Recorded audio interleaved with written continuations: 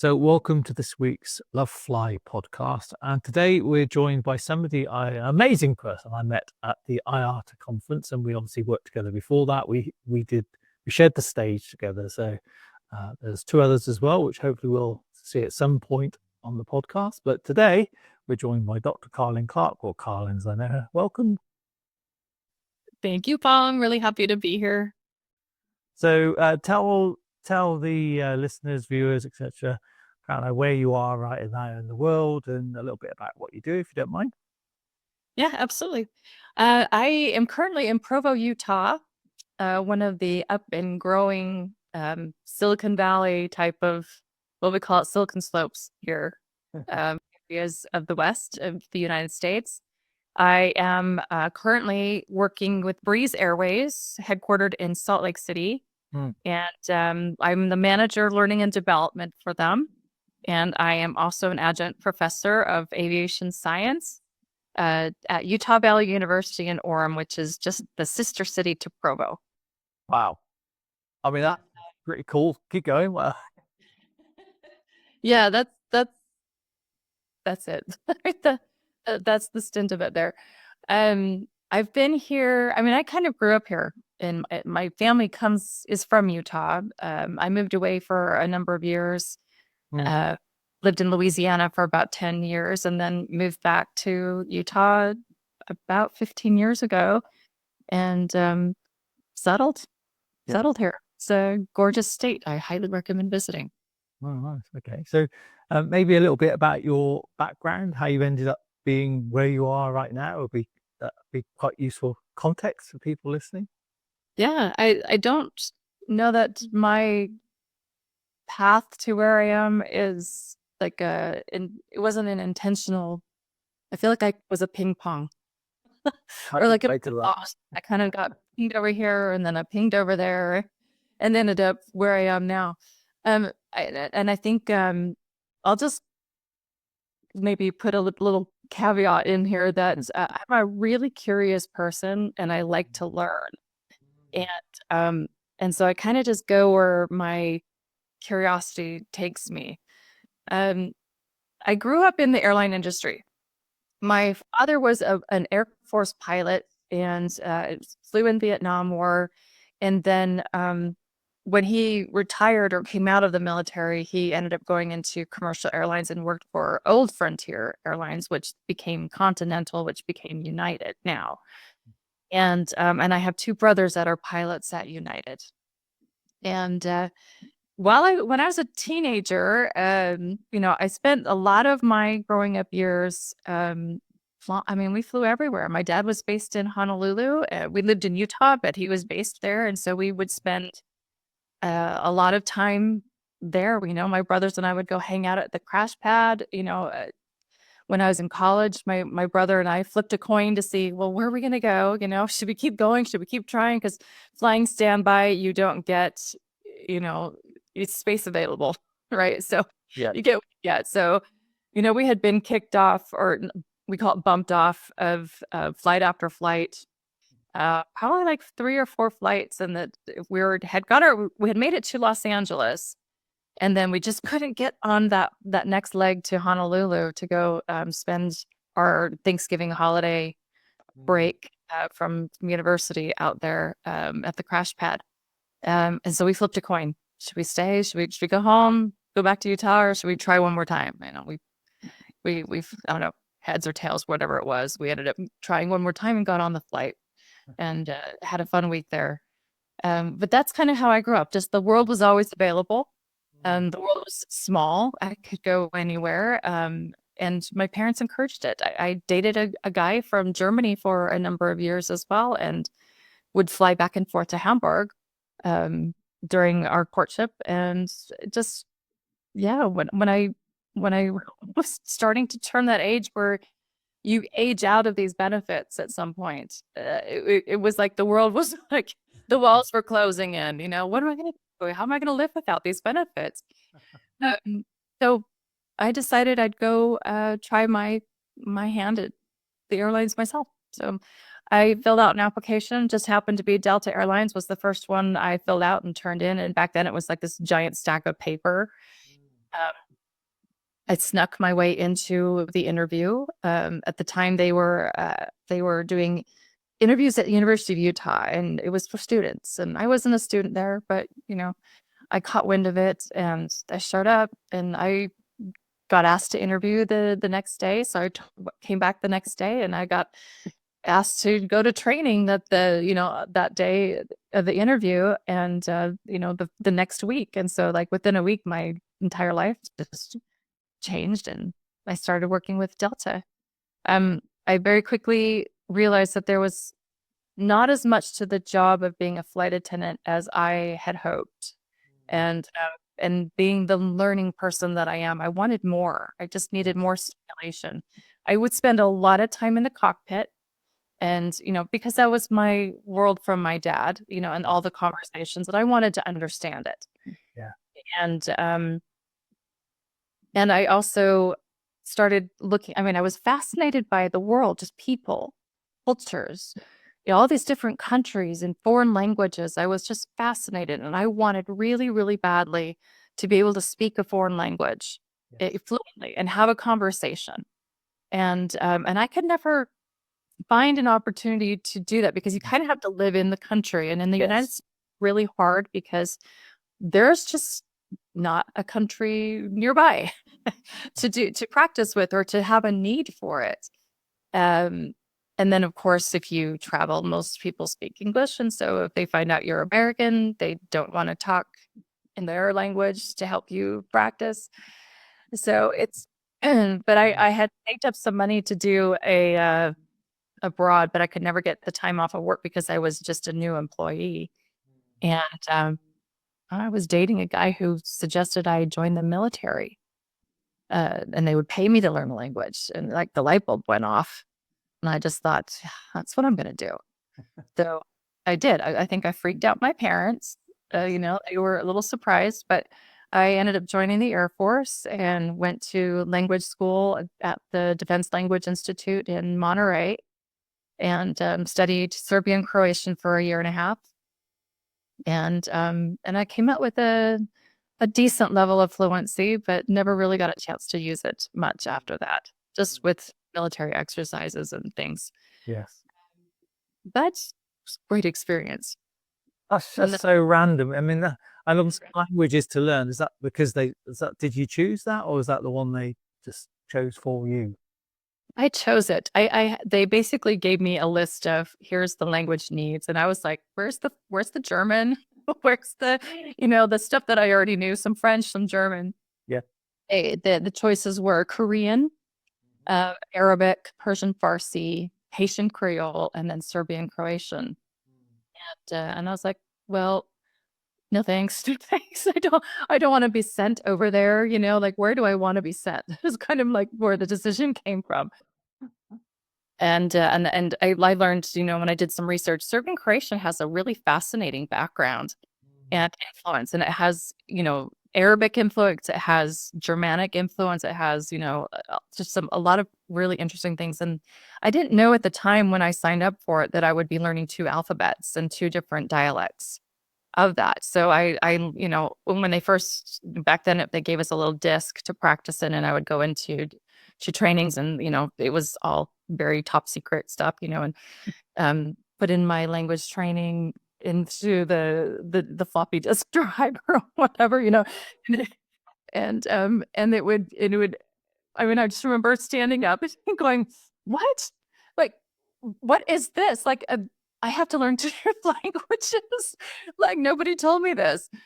But it was totally fun and fascinating, and I can tell you, I thoroughly enjoyed every moment I had in that training. Yeah. And it was like the first 3 months was very intensive Cyrillic Serbian, content and focus. And then we transferred. Once we got that down, they moved us into the Latinic alphabet with the Croatian dialect. And they're so similar, but there are things like you could say different words and it would be a little bit, if you weren't in the right area, the right crowd, you might want to be careful. But yeah, it is totally random. And I remember, it was helpful, it was one of those things that really kind of exposed me to other ways of thinking, because as you learn a foreign language, it teaches you how to formulate your thoughts differently than your native ability to do so.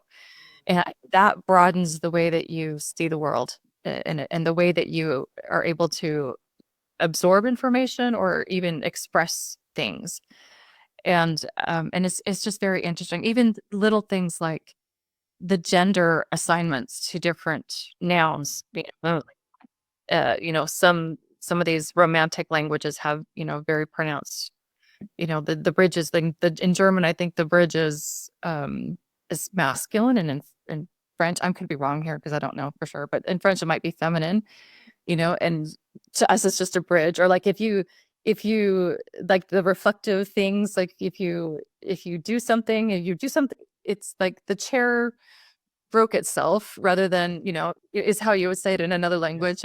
And so it's like there's no like blame, self-blame, but in English we blame ourselves, like I broke the chair, you broke the chair. So it's just really interesting way of learning how to communicate Mm. that. Anyway, so I can continue the Yeah. curious. Yeah. Um, when I got back from my military assignment, I really wanted to learn more. I got really very interested in like the leadership pieces, the training pieces of in-flight, flight attendant world, and I could see some of the gaps in the training that were happening, and it's any industry has these gaps. It's just those things that I don't know. You wonder sometimes, how did that person get hired here? And why are they still here? Kind of that we also had those questions before, or it's like, okay, you realize this process isn't working, but you don't maybe know how to explain that it doesn't work, Yeah. because we don't really know how do we explore another way of doing it when we're told this is the standard operating procedure. Yes. Uh, so I ended up getting into a leadership program with Delta, and got into qualified and interviewed to do their flight attendant leadership role. And that role was a liaison with the cockpit, with the flight deck, and the cabin. This is the role that coordinates everything for the entire flight. The ground crews, the catering, the marketing pieces, all of it. And I really liked it a lot because you're in the loop. And I was learning things, and it was always challenging because every flight there would be different issues, different needs, different passenger problems, or or concerns, and I Just have out of interest, what made you go the flight attendant route rather than the pilot route? I mean, you may have also done the pilot route as well, I don't know, but so far it sounds more in the well, cabin. it's funny you ask. So I actually enrolled into flight school at UVU before it was UVU. And I came home with my flight bag of material, and my dad was like, "But how are you going to be a pilot and then be a mom, a mother?" And I was like, "Oh, I didn't even think about that." And so I decided not to go forward. I mean, my initial thought was to go be a pilot, and I think I would have been a good one. Hmm. But I got talked out of it because, the way I grew up, it was motherhood came first, and that was, the decision. But I probably would, knowing who I am now or where I've come from, I probably would have, because I've ended up there anyway. Yes.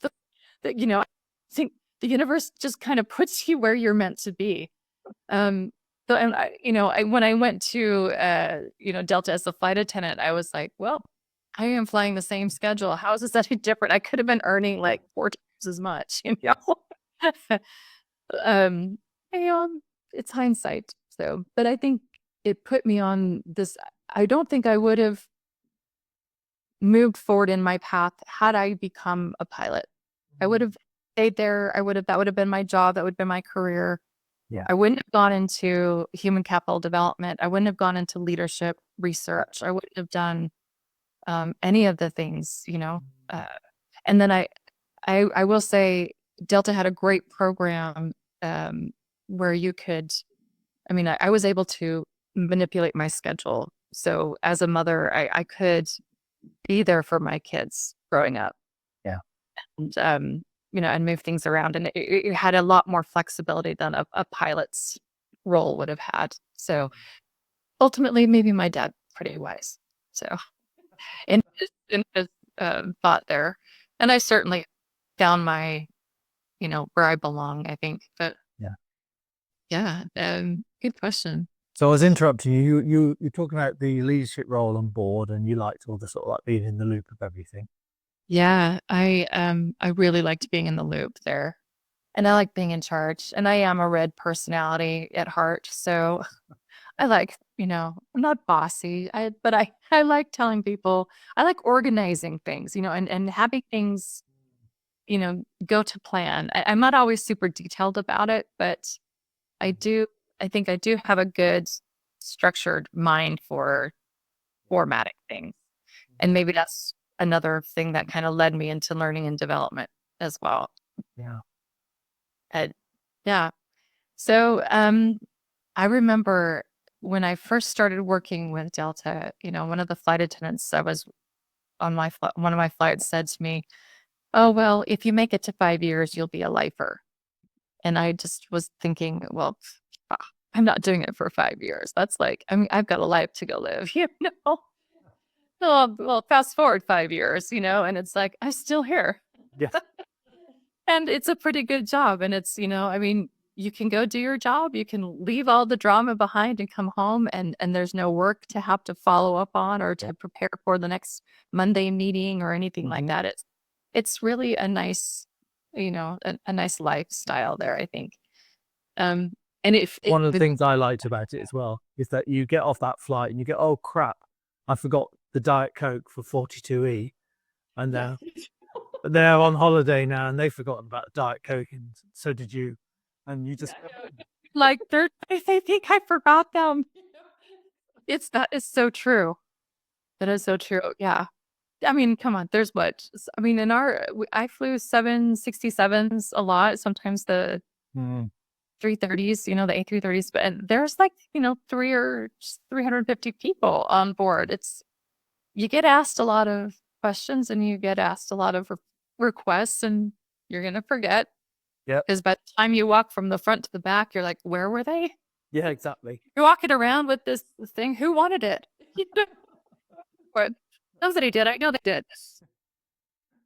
Yes. So, you're in that sort of leadership role. Then, sort of, what happened next? I ended up going to get my master's degree. My brother did a master's, and he didn't know. I didn't know he was doing it. He didn't tell anybody. He did aviation management, and I thought, well, that's really cool. And I was looking for something, I was looking for that next step. Yeah.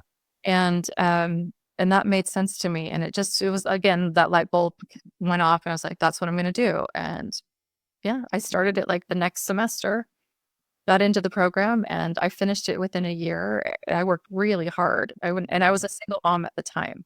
And that was a lot because I was dealing with my son's autism diagnosis at the same time I was doing courses, and he was sleeping at night. And I would like do my exams at like 2 a.m. during that one window where I knew he would just like not wake up. It was rough. I learned so much, and I did some really cool projects with that. One of them was a research between the communication between cockpit and cabin, and how we have this, barrier of the flight deck door, and how do we deal with barriers and improve that ability. And then there's also I did an FAA project, and I presented a solution to it was thermally heated coatings for tarmac, so that it would help melt the snow. And actually, our local airport was like, "That's kind of a cool idea. Can you do that to like help with the hangar doors, because the hangar doors get frozen?" Yeah. So that was a really fun research project that I had no idea I would be doing, but it was part of a competition.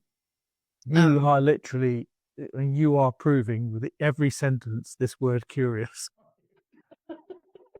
But I didn't pop this stuff about. I'll just pinball machine them over here, and then I go over there. Yeah, and then anyway, after the master's degree, I ended up UVU had their aviation science program had an in-flight course, and they had just gone through like an accreditation process where they had to have their instructors have a master's level degree or higher. And in aviation, I mean, the terminal degree preferably would be a PhD or an EDD or something like that. But it's in aviation, it's not always a thing. Sometimes the master's degree is kind of like the terminal degree. And the person teaching it didn't have that, and so they hired me to take on that course. And I had a lot of fun with it. And I think I taught it for a couple of years before they ended up kind of phasing it out of their program. And and at that point, and then they just kind of moved me into like I taught accounting to aviation professionals. I taught airline management. I taught aviation principles of aviation management. And then I ended up teaching crew resource management as a guest speaker initially. And then because they wanted a cabin crew perspective. And then I ended up taking it on, and that's now like my course. And it's that was unexpected. So I never thought that I would be teaching pilots crew resource management, but Yeah. here it is. And then when I ended up at Breeze, I retired from Delta in 2014, and did so. My husband and I have a network marketing company that we work on together, and I'm just having my little cushy academic job, and here comes Breeze into UVU looking for somebody who has any experience with flight attendants who can help them get their flight attendant program off the ground for their launch that they're going to launch like the following spring. And they're like, oh, and talk to Carlin, like she's your girl. So I got thrown into this conversation, and I don't know. I just loved what Breeze stood for. And at one point, I was just a consultant to this program. And at one point, I was getting a little bit frustrated because as a consultant, you're always on the outside, and in the company, things are moving so fast, and decisions are being made and changed. And there's by the time the word got back to me, whatever I was working on was obsolete. And so I was like, okay, I don't like to not be effective or efficient. And so I got frustrated with it, and I ended up giving him a call. I was like, hey, I think it would just be so much better if I just came and worked for you full time. And they're like, oh, we didn't know you're interested. Well, sure. Yeah. Come on board. I'll see. Here I am. Yeah. I'm like, I could do so much more. Like, so that's how that started. And they brought me in a leadership development position. And so I was coaching our leaders throughout the company for a few years. And then at one point I was like, I could see again, the gaps in the system. And as a startup, you're going to see that anyway, but like every department is trying their best to do their own curriculum development and their own training programs and initiatives. And a lot of that, what happens when you have these siloed like efforts like that, you get this team making decisions for what's good for them, and they don't really consider how their decisions and their change of how they perform is going to affect this team over here.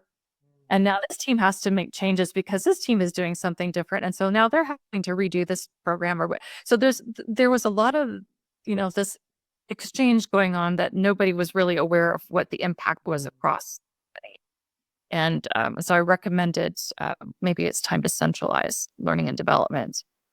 And I took that on, and I kind of skipped over the PhD part there too. But at one point I was small again. So, but yeah, and I went in. University of Southern Mississippi has this amazing program called Human Capital Development, and I found that because I was doing research for a Watts conference, on leadership in the cabin. And I was looking for like the right resource to help me like work through the data that I was gathering. And I ended up going to speak to a colleague at UVU, and he's like, so he handed this book back here, this giant, thick almanac, and I was like, oh, that's so nice of you to let me take it home. So I read that book almost cover to cover, and I was like, there's so much good stuff in here. I'm like, I took it back to him, like, I bought my own version of this. I'm like, where do I get more? He's like, oh, you should just go to the program. So there you go. Was that? It was just a conversation. There you were. It's a conversation, and literally, like the next semester, I was in the program. So I was like, give me more of this. That was exactly what I was looking for. But I had been at 10 years from when I did my master's to when I found that program. And I had been looking for something, just never quite found the right place. But that program, I'll tell you what, that made all this ping ponging around make sense. And I could take all of these little detours and figure out how that all contributes to what really is human capital development and how we perform, how we improve our performance. So tell us about that, because, and like how that relates to aviation and kind of your current role, if you like. Yeah, of course, I could talk this all day. Be what. And so human capital development, because at the time I was not familiar with it. Everybody knows human resources, right? And human resources development is not management, but development is the training of your resources, your people. But human capital development is about how do we create performance improvements in a way where we are considering the return on investment, not just can we dish out a program for you and whoever needs the trainings. And it's not just instructional design. It is, how do we consider, again, this holistic perspective, the whole health of the performance from a corporate or organizational purview, to understand.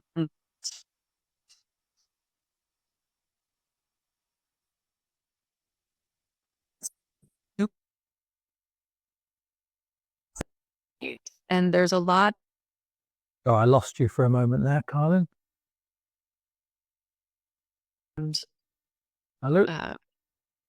Impact. Did I lose you? Did you freeze? Yeah, I think we just froze for a moment there. Don't know what happened. Well, I was just carrying on.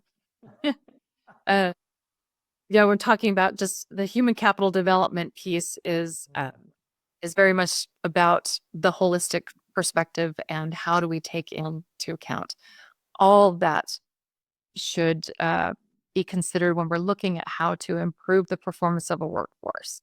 Yes. So everything from their like Maslow's hierarchy of needs, all of those pieces, how do we fit those into their performance? How does that impact their ability to perform? And then then the organization side as well. What's the Maslow's hierarchy for the organizational health as well? Like, how is this helping or impacting the organization positively? What is the revenue that we're creating? What is what is the investment that we're getting? The return from this investment that we're putting in. And then how can we design these things in a way that makes sense for that return on investment? So this is, to me, super fascinating. So I think everybody has probably gone into some kind of compliance training or some kind of workforce training and sat there twiddling their thumbs and going, oh, this is a waste of time. Right? No, not you.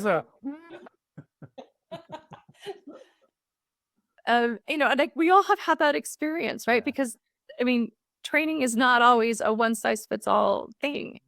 It's really tricky to reach every single person in a very personal way, but human capital development tries to do that.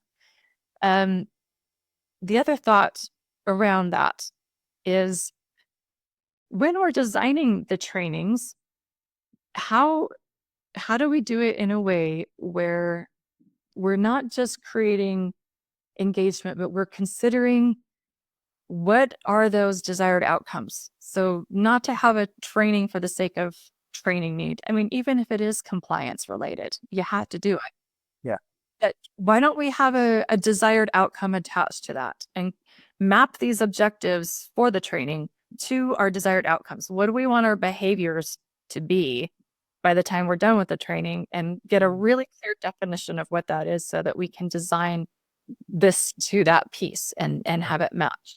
And that usually will create that return on investment in some way, whether it's through engagement, satisfaction, increased performance, or like compensation revenue itself there.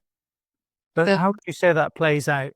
So for the nervous flyer, listen to this thinking, okay, so you're at Breeze, fantastic. You've got a great background. You've been, very credible. How would that sort of play out that might touch them in some way, or, maybe it doesn't, but it absolutely would touch them. Airlines in particular, we care very, very much about our net promoter score. This is the satisfaction surveys that our guests receive after they've had a flight and tell us how great we've done or how terrible we were. And this is an industry-wide measurement tool. yeah. So a lot of the decisions that we make are based on that score. And that's how we compete with each other as well. And the decisions we make on how we present to our guests are all hinged on what that score is. So whatever, if you get the survey, fill out the surveys for sure, because airlines actually do look at those. Like, they care very much about what your responses are. That helps us understand where do we need to make improvements, and then it kind of comes back to my world where what do we need to institute to make those improvements happen. So that might be like we work probably pretty well with our marketing team. So marketing has certain things that they're going to institute: new service, new products, new in-flight experience. And now my job is to help train to that. So if we have a new product introduction, how do we train to that new product for our teams? So our guests don't just get the new product, but they also get, it delivered in this intentional way. So it's part of that experience as well. So it absolutely does touch them. Yeah, well, that makes sense. That's right. So right now then, do you still do the human factors, the crew resource management stuff, as well as so that's still part of your role? It is, yeah. In fact, last year I sat in on our pilot's crew resource management course, and it was a course that was done quickly in order to fulfill a need for our certification. Yeah. And it was always going to be something that would have been improved upon. And of course, our courses are audited. We do an internal audit of our courses every couple of years, and refresh them and keep them relevant and updated. And it was time for that. And so they brought me in, and I redesigned our crew resource management, and I've been teaching it to our pilots in tandem with our flight instructors, because I'm not a pilot. So I'm kind of like the guest speaker. Right. And we just got done doing a joint training with our flight attendants now. So we have our flight attendants and pilots doing crew resource management courses together. Yeah, that's been a lot of fun. So for some people, this may be if this is the first podcast they listen to and they think, oh, it's just crew resource management stuff. What's all that about? If you had to sum up, what are some of the things you help pilots with? How would you do that?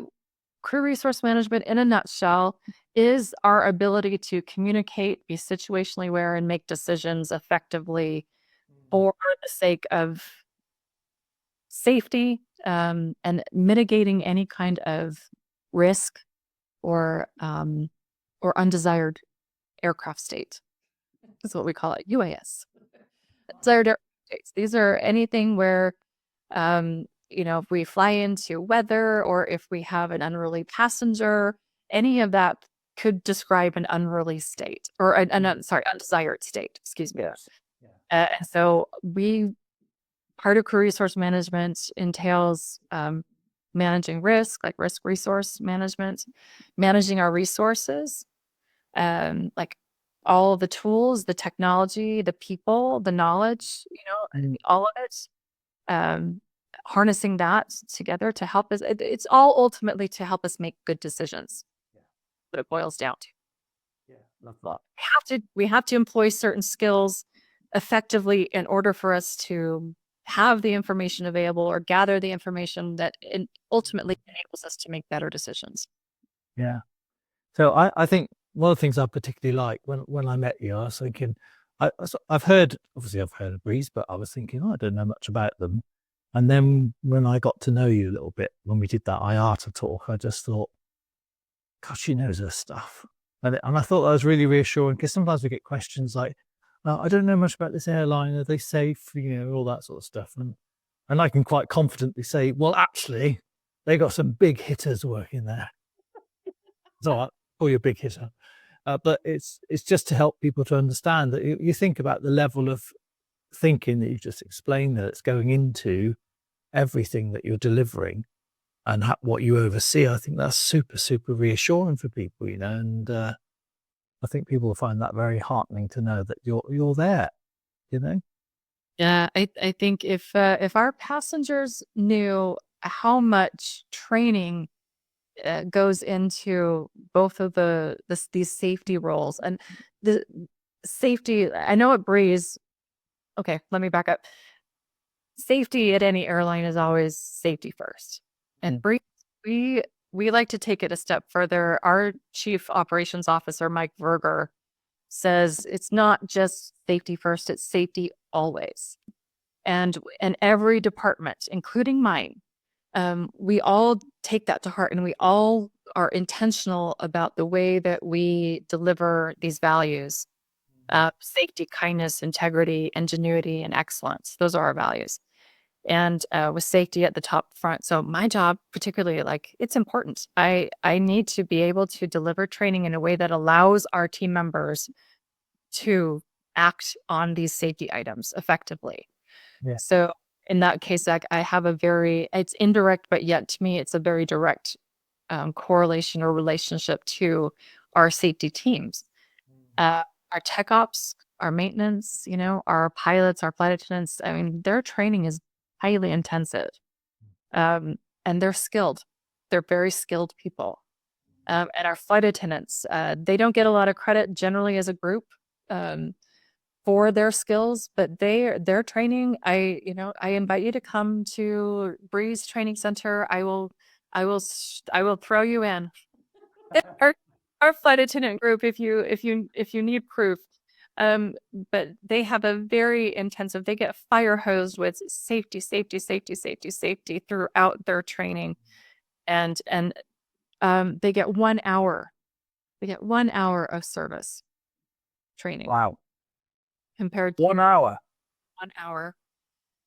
So just as a ratio, maybe 1/100th of their training focus is on service. And then the other, 99% of that is all safety, emergency skill sets. Yeah. Gosh. So we're just really lucky that we hire good people who are not, and this is why they hire the way they do, because we can teach these safety skills. We can't always teach service. No. I mean, you can teach. Because I used to teach service, and so I always just say you can teach people to be more assertive. You can teach them how to deal with, to talk people down, conflict, de-escalation, all these sort of things. But you can't teach someone to care. So you have to recruit that in. That's exactly right. Yeah, and that's why every organization is and should be protective of their brand and who they bring in. Yeah, well said. So you also you talked about something around leadership at the IATA talk, and I wonder if you just talk a little bit, perhaps a couple of minutes, about the sort of leadership in the cabin, because that was something you were particularly passionate about. And Yes. So maybe we'll do a flavor of that if you've got some time. I would love to. So my experience, knowing you know who I am, I'm a pretty red personality. I will just tell you how it is, and have no qualms. Maybe growing up with brothers was helpful. I mean, and um, but I also am very caring too. But I'm a very practical person, and being a lead flight attendant was exciting and easy for me. And I say easy in the sense that it was a natural role for me. Yeah. To be able to say yes or no, and not have problems about it. I had no issues there. But I could see, and I had crews that I would work with, it's still prevalent across the board, across the world in this workforce. Flight attendants who don't recognize their role as a leader position, and as a society, we don't really recognize them as a leader role either. We just see them as the hostess that serves the drinks and the goodies, and we wait for them to come through the cabin and help us make our flight more enjoyable and comfortable. And they're fun to watch. Like they're kind of like the in-flight entertainment sometimes. And when they're in a good mood and they're happy and they're bantering and they're just enjoying themselves, I mean, it really does elevate your experience. Right. And you feel comfortable. And I when I did my dissertation research, I focused it on this dynamic, taking into account the stereotype that we have, that we still have from decades ago around this world, this role. And then, but we've had all of these modern changes and updates and, all of the security issues on board. We have, flight attendants, I mean, we have, I won't go into the details or I will get totally sidetracked, but there's a security need. Like their role is multifaceted, and their skill set is invisible, right? And so when we don't see them performing the things that they were trained for, it's easy for us to just see them as a hostess or a caregiver. Yes. And flight attendants themselves see themselves that way, like because we hire them for that. We hire them to be that caregiver, and so we've hired really good caregivers, and all of our caregivers know how to do is to help people be compliant, is to care them to death into it. And if I can motivate you by caring about you so much that you will want to, do what I ask you to do, because I'm showing you how much I care. Please do this for me. Please put your bag under the seat. Please fasten your seatbelt. Please, would you do me this favor? How many times has a flight attendant asked you to do them a favor? That's one of my least favorite phrases that they use. Yes. Instead of, um, You'd like them to be a bit more kick-ass, would you, Carlin? yeah. Like, in the research, the results came out as, the mom voice. That was kind of the definition was, when they use the mom voice, the passengers would listen. And that makes sense because when your mom tells you off, you're in trouble. And so that holds true. And then like different levels of assertiveness, caregiving is not assertiveness. But when we exercise whatever level from probing to, emergency mode, there's a level of assertiveness that we execute that enables, like there's a behavior message that's attached to that, right? There's an expectation attached to that for that passenger. We have, with the tone. There's nonverbal skills. There's emotional intelligence skills. All of these things built into whether we're effective as a leader or not. And what the research found was that there were 5 main skills that enabled compliance, that related to this recognition of authority in that role. And that's where the leadership question comes from is, you can caregive to death, but are you being recognized as an authority? No, you're not. But you're being appreciated, and you're making people feel comfortable. But then when you are authoritative, when you are assertive and, asking for compliance in an assertive diplomatic tone or manner, that becomes respected. That's a respected authority, rather than appreciated. Maybe don't always like it, certainly may not appreciate that, but you will comply. Yeah. Um, it's quite interesting to see the difference there. And most flight attendants don't have the skill set to be assertive and diplomatic. They have this great caregiving skill set.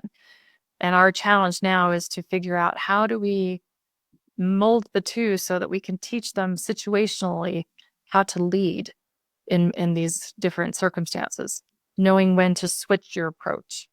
Yeah. Instead of switching out the person, because we're good at that. We swap out, oh, he's not listening to me, you give it a try. See if he'll listen to you, right? Mhm.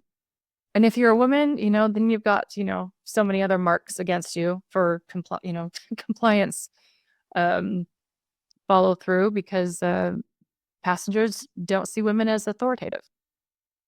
So we have some challenges there across the board, both inside our companies and then, of course, industry-wide as well. We need industry to help us change that narrative to recognize flight attendants as the authority, as an authority.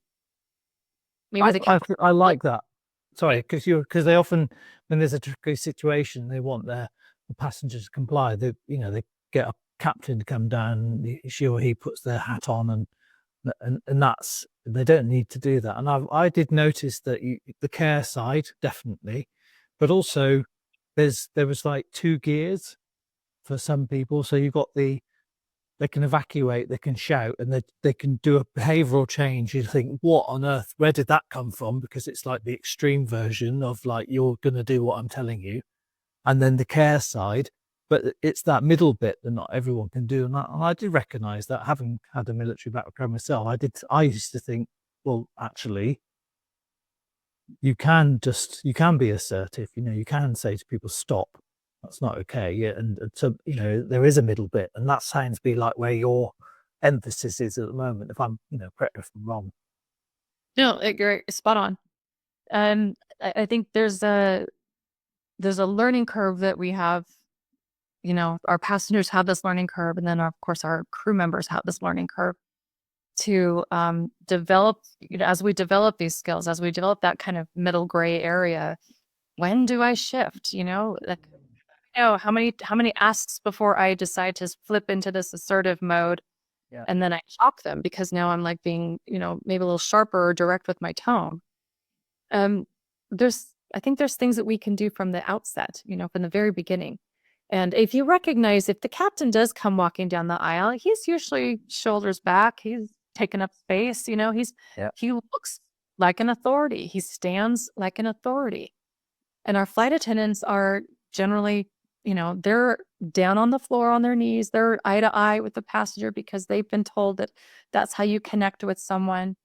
And in a caregiving moment, yes, that absolutely is what you need. But in a compliance ask, that is not going to work every time. You'll get lucky if you get compliance with that. You've got to also take up space and have the posture and the authority. And I think military probably really did help me with that too. Like I was given the advice to walk like I knew what I was doing. Like they told me to walk with a purpose. That way I would never get called out on, like, what are you doing? And I don't know, but I'm doing it on purpose. Yeah. it totally works. So everywhere I go. And I think just as a woman, generally, if you're walking by yourself, you should just walk with a purpose, because then it will look like you're a little bit intimidating that way. And it does help. Stand with a purpose, walk with a purpose, speak with a purpose. Yeah.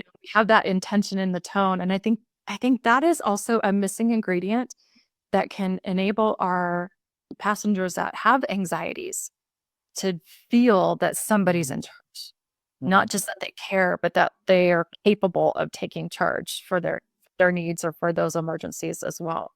Yeah. I don't know. What is your experience with that? Yeah, I think ultimately, I know all crew in that moment are going to do what's required. If it's an emergency, I never had any doubt about that. But I did see that it's kind of something that they learn along the way, that sometimes you just can't be nice. You just have to be. I mean, I remember being pulled up on it. I'm still bitter about it, but I'm trying to let it go. It's 25 years ago, but I'm going to bring it up now. Um, I had a particular unruly passenger on board, and he was 6'6", huge bloke, bigger than, much bigger than me, and I spoke very sternly to him, and he was kind of causing disruption, and I sat him on the seat and said, "Sit there and do not move." And he went to get up, and I said, "Sit still."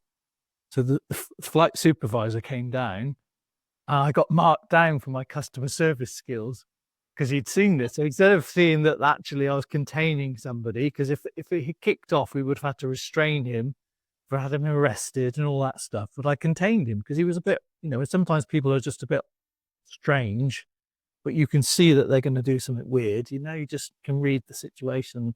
But that was just because I'd done a previous job. But I saw some other crew who could have done that as well, and others would have been more nervous of that. So I think there is an area there. I mean, you've got this.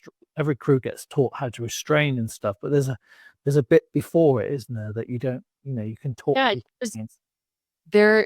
and again, it's a gap. There's an opportunity right before we go into that level of management, passenger management, that, there's a window of opportunity that we can de-escalate, or,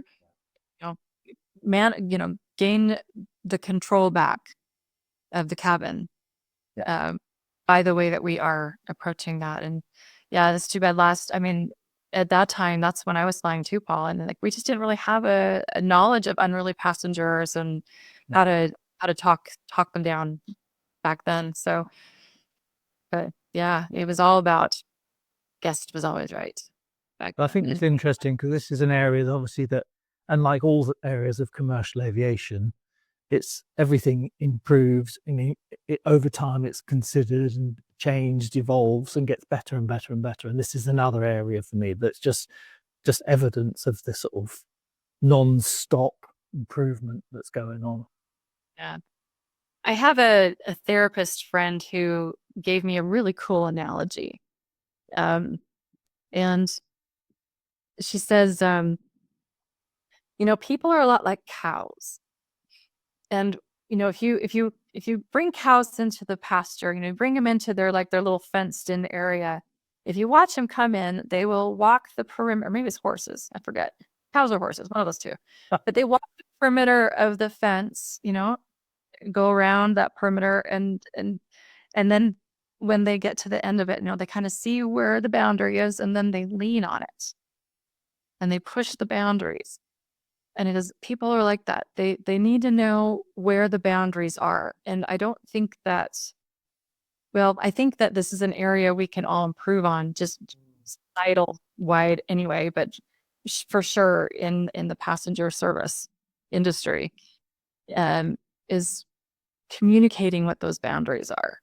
Yeah. Helping people understand this is where you can and cannot behave. This is how you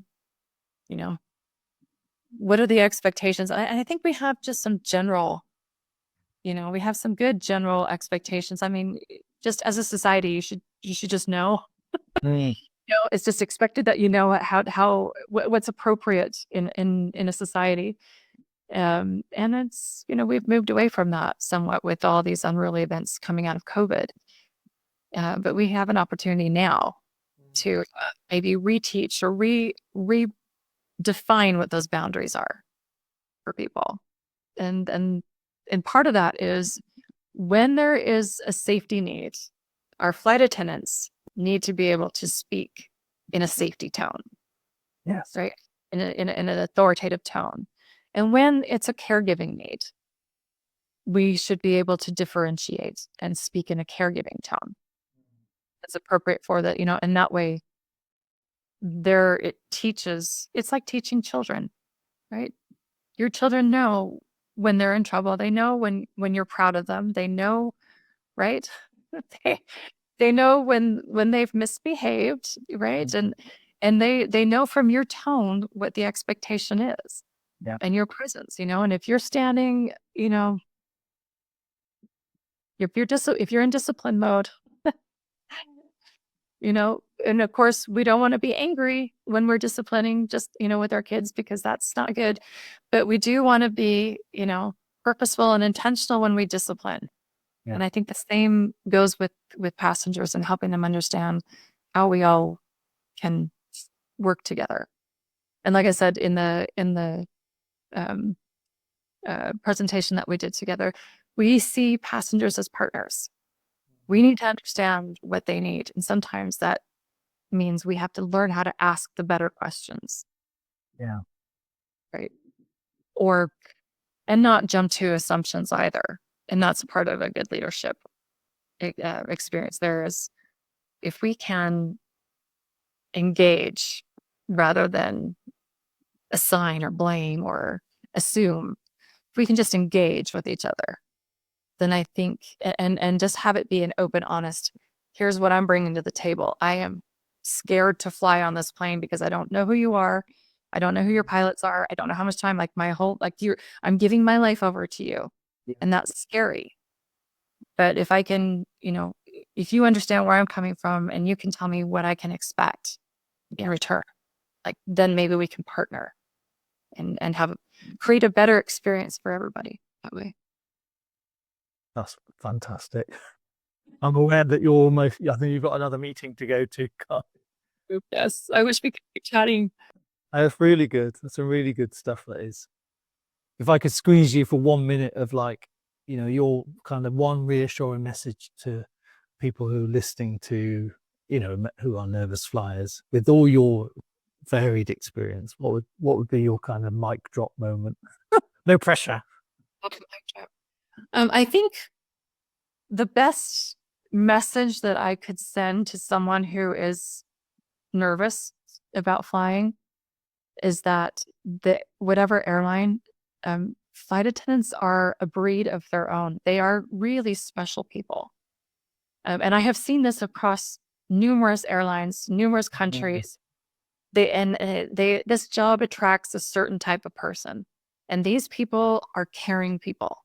They are getting paid very little to deliver an experience for you. And nothing brings them more joy than to see passengers happy and to see them satisfied and contented and just to put a smile on your face, to make your day, to make your moment special.